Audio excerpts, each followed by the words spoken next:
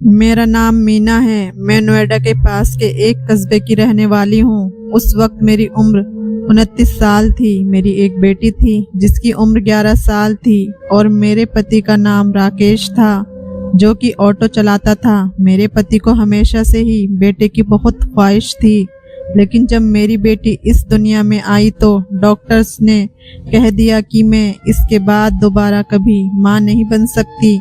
बच्चे की और माँ की जान बच गई, यही काफ़ी है। मेरे पति ने सबके सामने कह दिया था कि अब ये दोनों भी मेरे किसी काम की नहीं है।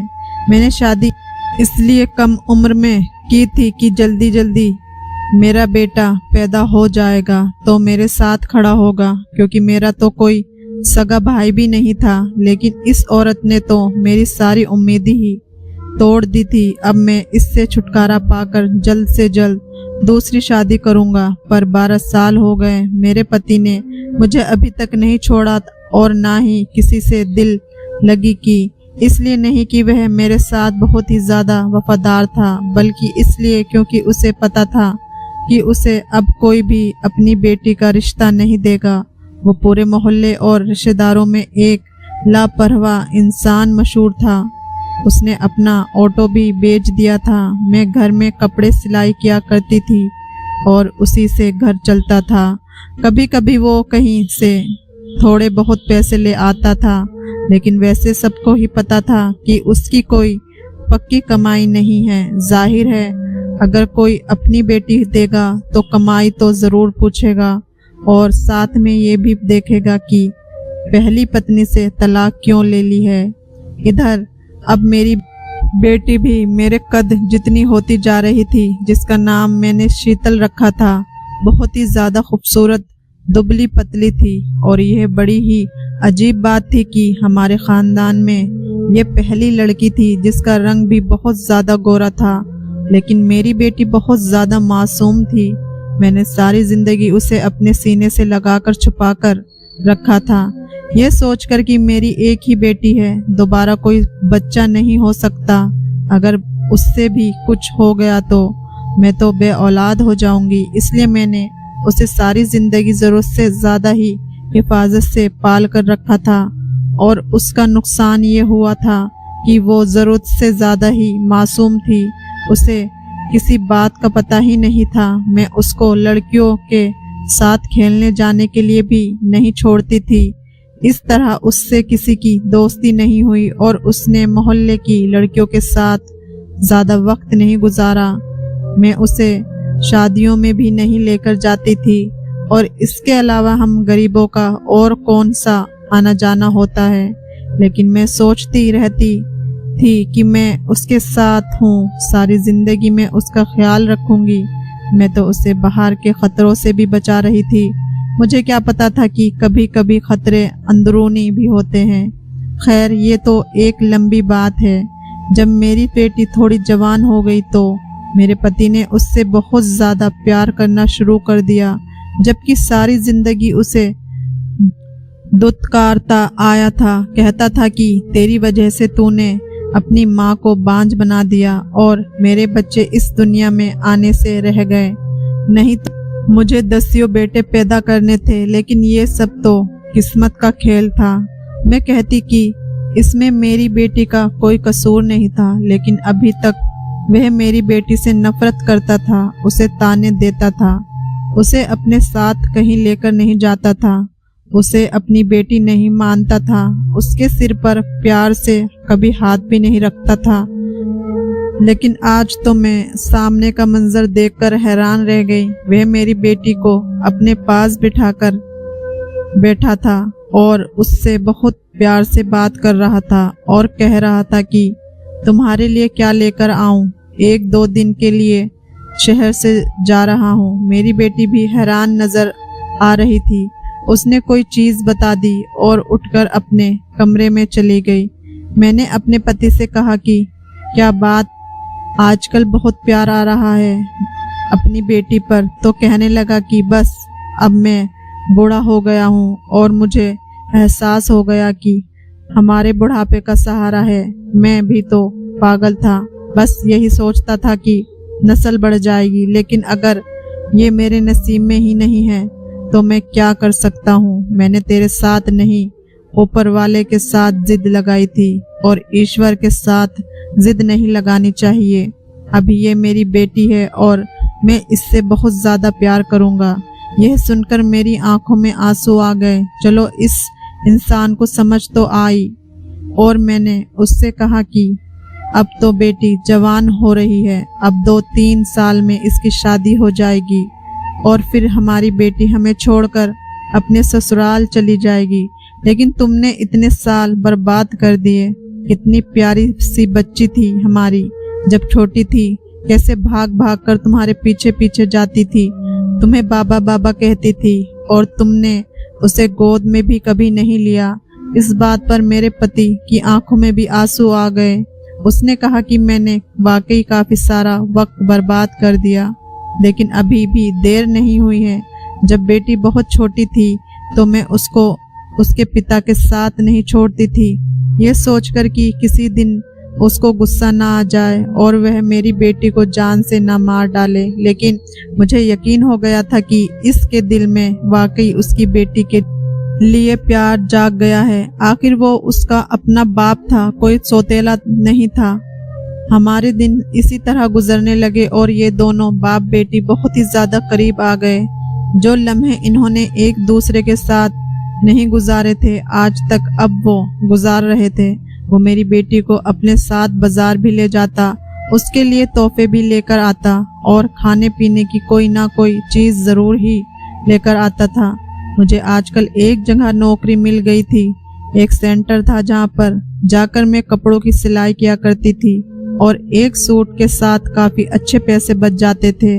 मैं घर में कपड़े सीती थी तो घर के कामों में लग जाती थी, लेकिन वहाँ पर जाती तो दिमाग सिर्फ काम की तरफ ही लगा रहता था।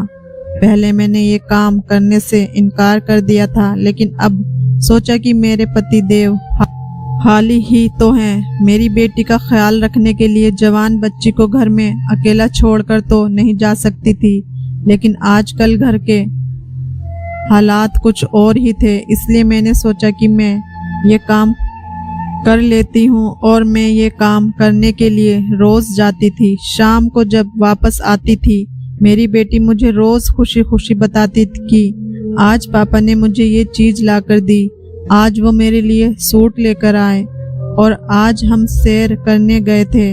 मैंने गोल गप्पे भी खाए थे, आइसक्रीम भी खाई थी। लेकिन कुछ दिनों से मेरी बेटी मुझे ये सब बातें नहीं बता रही थी, बल्कि कहीं खोई खोई थी। मैंने कहा कि क्यों आजकल पापा के साथ बाहर नहीं जाती हो? तो कहने लगी जाती हूँ, तो फिर मुझे क्यों नहीं बताती कि पूरा दिन क्या क्या किया है?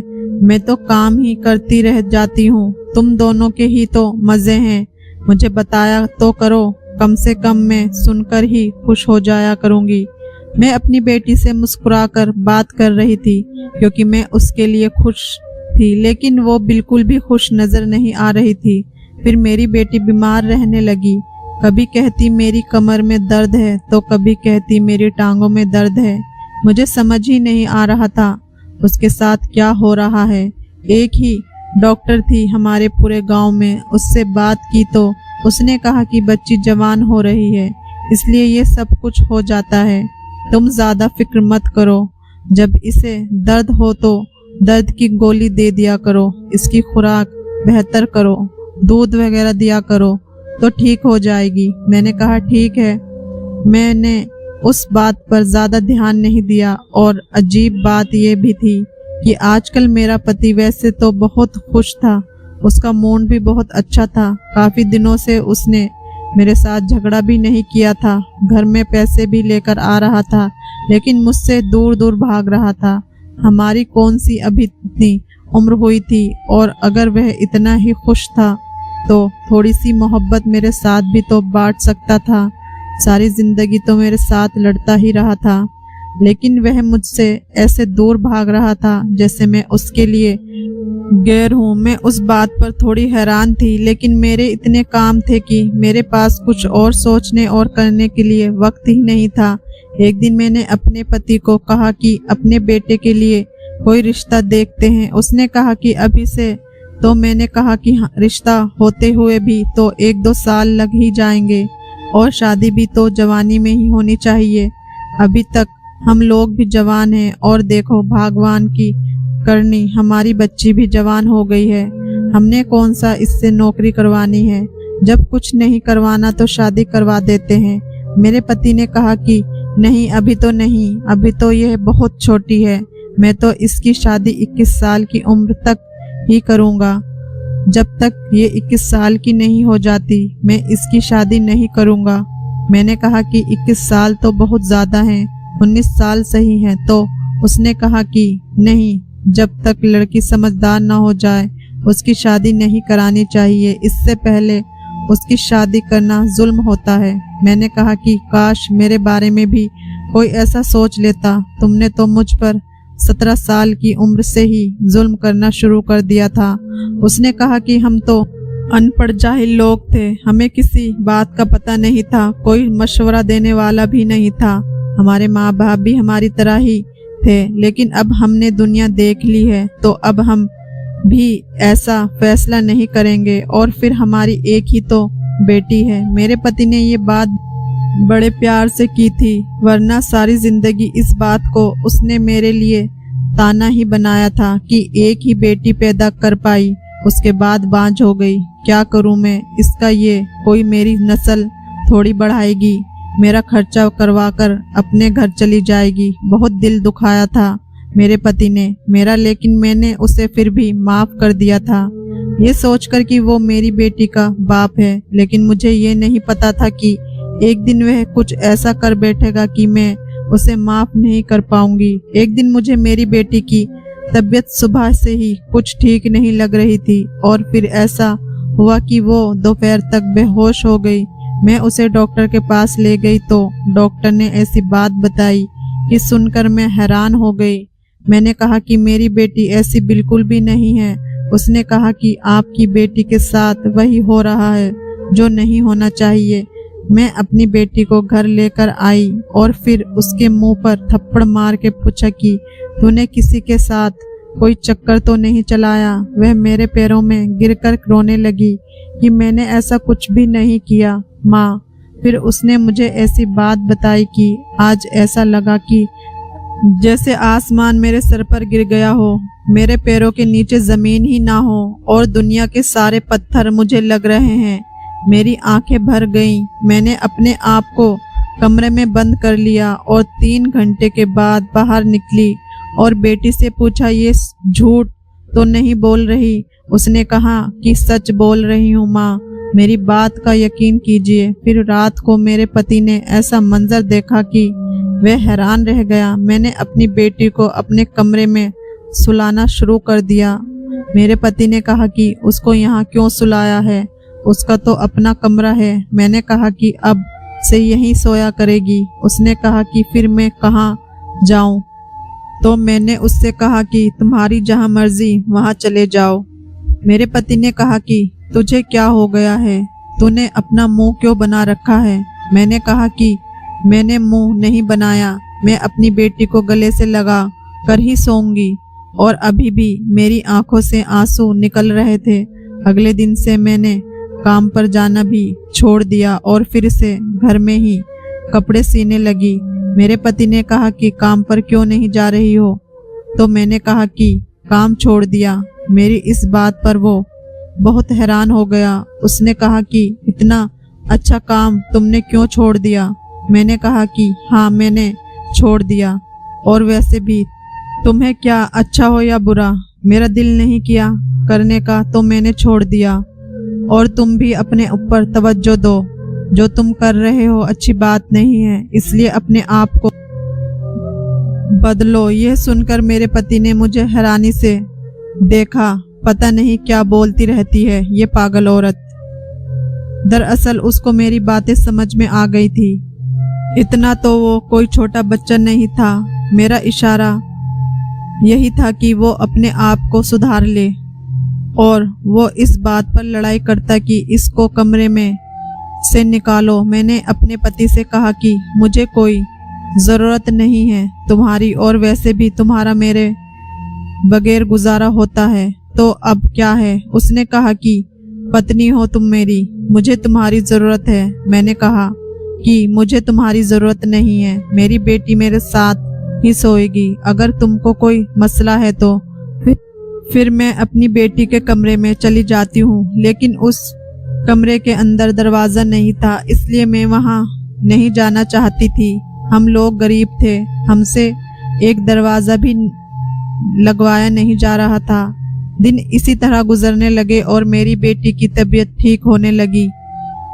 मैं घर में काम नहीं करती थी, इसलिए मुझे बहुत नुकसान हो रहा था। हमारे घर के हालात फिर से खराब हो गए। मेरे पति ने सामान लाना फिर से छोड़ दिया। अब मैं उसके साथ अपनी बेटी को कहीं बाहर नहीं जाने देती थी। मैं कमरे में सुकून से सो रही थी। मैंने खाना बनाकर पहले ही किचन में रख दिया था। मेरी बेटी ने मुझे जगाया और कहा, माँ भूख लगी है, आकर खाना खा लो।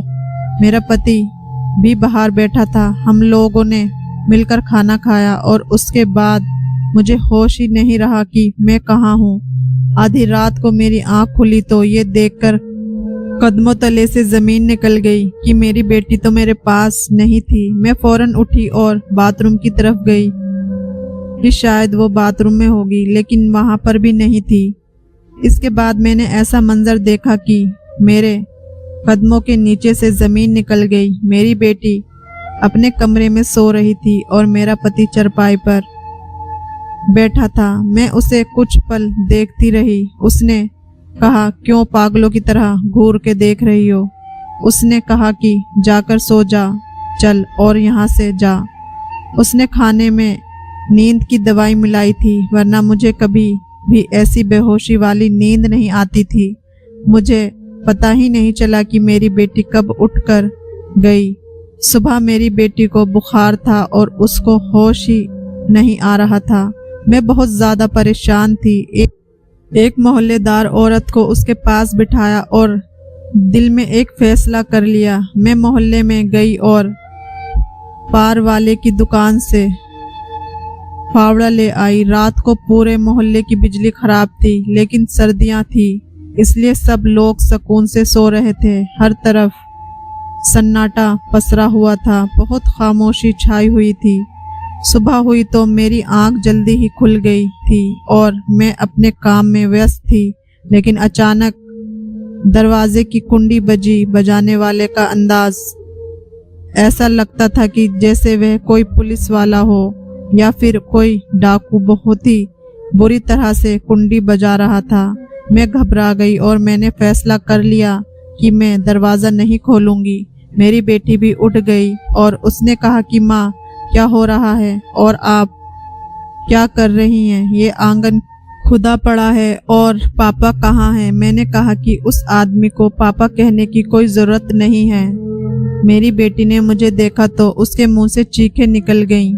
उसने कहा कि आपके कपड़ों पर ये क्या लगा हुआ है? मैंने कहा कि पागल, ये तो बाथरूम में गिर गई थी ना, इसलिए कई जगह चोट लग गई है और यही वजह है कि मेरे कपड़ों पर ये सब लग गया है। तुम घबराओ नहीं, मैं तेरी माँ हूँ ना, मैंने सब कुछ ठीक कर दिया है। लेकिन बाहर बार बार कुंडी बज रही है। उसने कहा कि दरवाज़ा पर कौन है और ये हमारे घर का दरवाज़ा क्यों तोड़ रहे हैं? मैंने कहा कि अपना सामान उठा और बराबर वाली आंटी के घर चली जा और वहाँ पर ही रहना जब तक कि मैं तुझे लेने के लिए नहीं आती।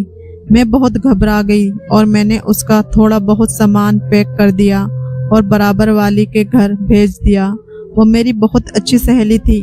मैंने अपनी सहेली को अपने सारे जेवर और जमा किए हुए सारे पैसे दिए। मैंने कहा कि जब तक मेरी बेटी तुम्हारे पास है, इसका बहुत ज़्यादा ख्याल रखना और ज़रूरत पड़ने पर कुछ दिन के लिए इसे दूर भेज देना और यहाँ से लेकर चली जाओ। और तू हमेशा कहती थी ना कि ये तुझे अपने बेटे के लिए बहुत पसंद है, तो इसे अपनी बहू बनाना और हमेशा अपने पास रखना। मेरी सहेली को सब कुछ पता था कि मैंने क्या किया है। सच्ची सहेली होने की वजह से वो मुझसे ये वादा करके गई कि मेरी बेटी का बहुत अच्छे से ध्यान रखेगी, अपनी औलाद से भी ज़्यादा, और अब मेरी बेटी उसके हवाले थी। मेरे पास खोने के लिए कुछ भी नहीं था। मैं घर में बिल्कुल अकेली थी। लोग बार बार कह रहे थे कि बहन दरवाज़ा खोलो, नहीं तो हम दरवाज़ा तोड़ देंगे। और जब मैंने दरवाज़ा नहीं खोला तो उन्होंने दरवाज़ा तोड़ने की तैयारी कर ली। मैं डरी हुई थी, पर जिसका डर था वो तो पहले ही हो चुका था। मैंने अपने आंसू साफ कर लिए। कुछ देर के बाद दरवाज़ा टूट गया। पुलिस वाले और कुछ न्यूज़ चैनल वाले अंदर आ गए और सामने का मंजर देखकर हैरान रह गए। उन्होंने जब आंगन खुदा हुआ देखा और वहां की मिट्टी को गीला पाया तो वो सारा माजरा समझ गए। फिर पुलिस ने गड्ढे से मिट्टी हटाई तो वहां पर मौजूद सब लोगों की आंखें फटी रह गई। मैं बिल्कुल ऐसे ही खड़ी थी कि जैसे कुछ हुआ ही ना हो। वो मुझे हैरान होकर देख रहे थे। लेडी कांस्टेबल ने मुझे पकड़ लिया और मैंने कहा कि मुझे कोई अफसोस नहीं। पूरे मोहल्ले में ये बात फैल गई थी। उन्होंने कहा कि बेटी कहाँ है।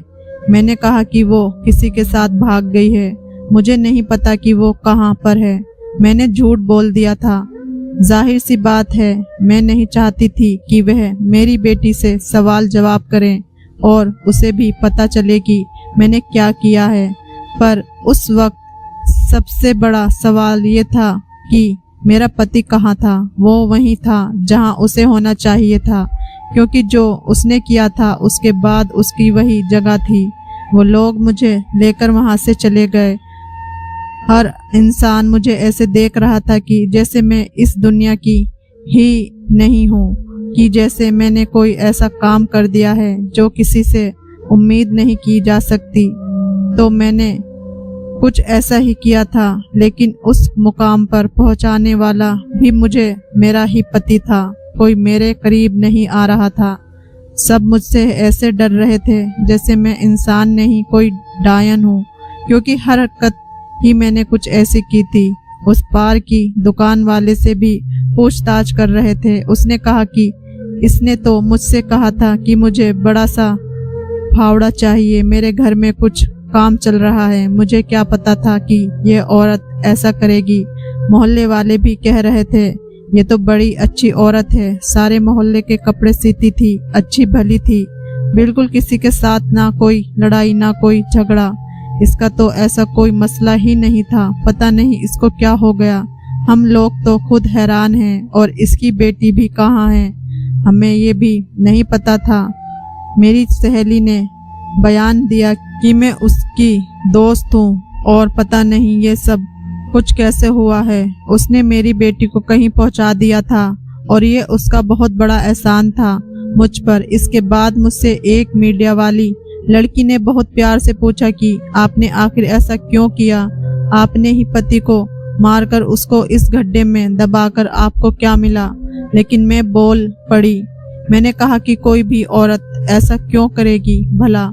तुम तो पढ़ी लिखी हो, तुम्हें तो पता होगा कि कोई इस मुकाम तक कैसे पहुंचता है। वह इंसान इसी काबिल था, और मैंने कसम खाई थी कि उसका यही अंजाम करूंगी, क्योंकि वह अपनी बेटी के साथ ही गलत संबंध बनाता था, मेरी बेटी के साथ गंदी हरकतें करता था। मुझे लगा उसकी मोहब्बत जाग गई है, लेकिन उसकी मोहब्बत नहीं जागी थी, उसके अंदर की हैवानियत जाग गई थी। इसलिए मैंने उसे मारकर बिल्कुल ठीक किया। जब ये बात सामने आई तो लोग भी यही कहने लगे कि मैंने बिल्कुल ठीक किया है। इस समाज को भी तो पता चले कि किसका साथ देना है। लेकिन अब सारे लोग मेरे साथ थे। उनका कहना था कि तुमने बहुत अच्छा किया, इसको सबके लिए सबक बना दिया। और अब सब ये सोच रहे थे कि आखिर वो किस किस्म का बाप था।